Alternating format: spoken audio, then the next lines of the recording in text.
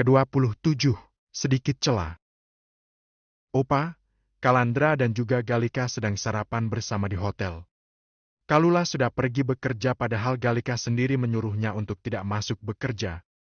Namun, Kalula menolaknya karena ia tidak mau membuat orang berpikir dirinya memanfaatkan statusnya yang adik ipar CEO Airlangga Group. Kalian sudah memutuskan akan honeymoon kemana? Tanya Opa seraya menatap Galika dan Kalandra bergantian.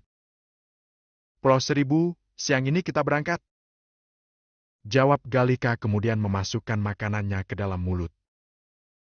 Apa? Pulau Seribu? Tanya Opa sedikit terkejut. Iya, kenapa Opa? Tanya Galika. Gak ada yang lebih dekat lagi apa? Tanya Opa menatap malas Galika. Yang penting temannya honeymoon. Ucap Galika yang tidak peduli dengan protes Opa. Ia paham maksud Opa berkata seperti itu. Ia bukan bermaksud ingin Galika mencari tempat honeymoon yang dekat, tetapi apakah tidak ada tempat yang jauh dan lebih romantis lagi selain Pulau Seribu? Itu maksud Opa sebenarnya. Di saat semua orang kebanyakan ingin honeymoon ke Bali atau ke luar negeri, Galika malah memilih Pulau Seribu untuk honeymoon. Apa perlu Opa yang mencari tempat honeymoonnya? Tanya Opa menatap ke arah Galika dengan tatapan sebalnya. Udah deh Opa, dimanapun tempatnya akan romantis aja buat kita berdua. Iya, nggak Mas? Tanya Galika meminta persetujuan dari Kalandra. Iya. Jawab Kalandra singkat. Opa memutar malas bola matanya menatap Galika dan Kalandra bergantian. Cucu dan cucu menantunya benar-benar perpaduan yang sangat-sangat menyebalkan. Cucunya yang suka bersikap tidak peduli dan dingin bertemu dengan Kalandra yang menuruti apa saja kemauan istrinya. Ah, benar-benar tidak ada yang bisa mendukungnya. Opa langsung tersenyum lebar karena ia memiliki rencana yang sangat bagus. Ia pun kemudian melanjutkan makannya lagi seraya tersenyum. Opa jangan memikirkan hal yang macam-macam. Peringat Galika karena melihat opanya itu tersenyum seperti itu. Senyuman yang sangat-sangat mencurigakan. Di balik senyuman itu, opanya pasti sedang memikirkan hal-hal yang membuatnya tertawa tetapi tidak untuk Galika. Hal yang membuat opanya itu tersenyum seperti itu pada akhirnya yang terkena imbasnya adalah Galika. Itu sebabnya ia tadi memperingatkan Opa untuk tidak berpikir macam-macam. Selesai sarapan, Galika dan Kalandra kembali ke kamar untuk membereskan beberapa barangnya yang masih belum rapih. Apa kita harus benar-benar pergi? Tanya Kalandra. Kamu mau membuat semua orang curiga? Tanya Galika seraya menatap Kalandra dengan tatapan malas. Kalandra tidak menjawab, karena Galika sudah pasti tahu jawabannya. Sekitar pukul 10 pagi mereka pun berangkat. Mereka diantar oleh supir keluarga menuju pelabuhan Marina. Galika memilih Pulau Tidung untuk mereka kunjungi. Hanya 3 hari saja mereka di sana, tetapi Galika sebenarnya sudah ingin kabur juga. Ia tidak betah jika hanya diam saja selama 3 hari di sana. Mau melakukan pekerjaan dari sana tidak mungkin. Semua karena opanya yang kembali mengambil alih pekerjaannya selama ia masih honeymoon. Akhirnya setelah hampir 4 jam perjalanan dari hotel menuju Pulau Tidung ini, mereka pun sampai juga di penginapan. Penginapan mereka terpisah, karena tetap Galika tidak mau sampai mereka melakukan hal yang tidak ia inginkan. Kalau Kalandra sudah pasti ia mau-mau saja. Selain mungkin bisa menjadi suami Galika seutuhnya, ia juga bisa menggantikan posisi Galika selama Galika hamil. Ia sama sekali tidak mau itu terjadi. Selama 3 hari ini, lakukan apa yang ingin kamu lakukan. Kamu bebas ingin melakukan sesuka yang kamu mau. Jadi, jangan menggangguku. Ucap Galika ketika mereka berjalan ke arah penginapan mereka. Iya.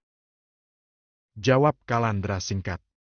Tidak ada pembicaraan lagi sampai mereka berpisah untuk masuk ke kamar mereka masing-masing. Sampai di dalam kamar, Galika langsung merebahkan dirinya di atas tempat tidur. Ia memejamkan matanya dan langsung tidur begitu saja karena tubuhnya ingin segera beristirahat. Ia akan memanfaatkan waktu liburnya untuk benar-benar beristirahat tanpa harus memikirkan pekerjaan. Di kamar lain, Kalandra merapikan barang bawaannya untuk diletakkan ke dalam lemari pakaian. Ia kemudian membuka tirai jendela di kamarnya, terlihat hamparan air laut yang begitu indah walau terasa terik karena siang hari seperti ini. Apa yang harus aku lakukan? Tanyanya entah pada siapa. Ia jarang berlibur, bahkan ia libur seperti ini biasanya dari kantor. Jika hari Minggu ia tidak pernah pergi kemana-mana kecuali jika mantan kekasihnya itu mengajak jalan-jalan, jika tidak ia akan berdiam diri di rumah. Berbeda dengan Kalula yang walau setiap hari bertemu temannya di kampus, hari Minggu ada saja aktivitasnya untuk pergi bersama teman-temannya. Jika sedang pergi, Kalula jarang meminta uang pada Kalandra karena katanya temannya yang mentraktirnya. Kalandra berjalan keluar kamarnya, kemudian duduk di pinggir penginapan yang letakkan di atas laut. Penginapan yang Galika pilih memang ada di atas laut, tapi jarak ke tepi pantainya tidaklah terlalu jauh. Kalandra menatap hamparan lautan itu, hanya terdiam saja tanpa ada kata yang keluar dari bibirnya. Beberapa orang melewati Kalandra, satu di antara orang itu terpana melihat wajah tampan Kalandra. Ia sampai tersandung karena tidak memperhatikan jalannya. Astaga Ki, lihat-lihat dong, jalannya, ucap salah satu temannya. Kalandra yang tadinya sedang menikmati suasana pantai pun mengalihkan pandangannya ke arah beberapa orang yang tadi lewat itu karena ia terkejut dengan suara orang yang memekik. Seorang wanita yang dipanggil Ki itu tidak menjawab ucapannya temannya, ia malah menarik lengan temannya untuk segera pergi dari sana. Ia malu sendiri karena orang yang sedang ia perhatikan menatap ke arahnya. Kalandra kembali menatap ke arah lautan luas di depannya lagi, dan ia kembali terdiam. Sekitar pukul 4 sore Galika terbangun dari tidurnya. Ia mengerjapkan matanya beberapa kali seraya mengucek matanya. Ia mendudukkan dirinya kemudian mengambil handphonenya untuk mengecek pukul berapa sekarang. Setelah itu ia bangun dan mengambil pakaiannya yang masih berada di koper. Setelah itu ia pergi ke kamar mandi untuk membersihkan tubuhnya. Melaksanakan sholat asyar setelah selesai membersihkan tubuhnya. Selesai sholat, ia pun kembali duduk di atas tempat tidur seraya menyandarkan punggungnya di sandaran tempat tidur. Ia kemudian membuka handphonenya dan melihat ada notifikasi pesan dari Kalandra. Nanti malam mau makan bersama? Tanya Kalandra melalui pesan chatnya itu. Oke. Balas Galika, kemudian ia membuka akun sosial medianya untuk scrolling. Galika mengingat sesuatu hal ketika membuka akun Instagramnya. Ia pun langsung mengecek akun Instagram Kalandra. Ia melihat bahwa semua postingan Instagram Kalandra isinya sudah berubah.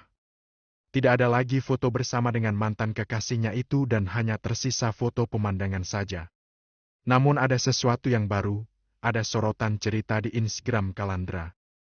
Ia kemudian membuka sorotan cerita itu, ternyata itu video pernikahan mereka berdua. Tidak ada foto pernikahan di feed ataupun reelnya, tetapi ada di sorotan cerita yang diberi nama tanggal pernikahan mereka. Galika seperti tersenyum mengejek, tetapi dalam hatinya ia sudah tidak bisa berkata lagi. Momen itu berarti adalah momen yang perlu diabadikan sampai-sampai disimpan di sorotan. Tidak tahu harus berkata apa atau bertanggapan seperti apa tentang apa yang Kalandra lakukan, tetapi sesuatu di dalam sana seperti ada yang mulai terkikis. Kunci yang sudah berkarat dan tembok dingin yang ia bangun untuk Kalandra perlahan mulai terbuka walau hanya sedikit, di mana celah sedikit itu bisa saja langsung tertutup kembali jika Kalandra membuat Galika risih atau ilfil.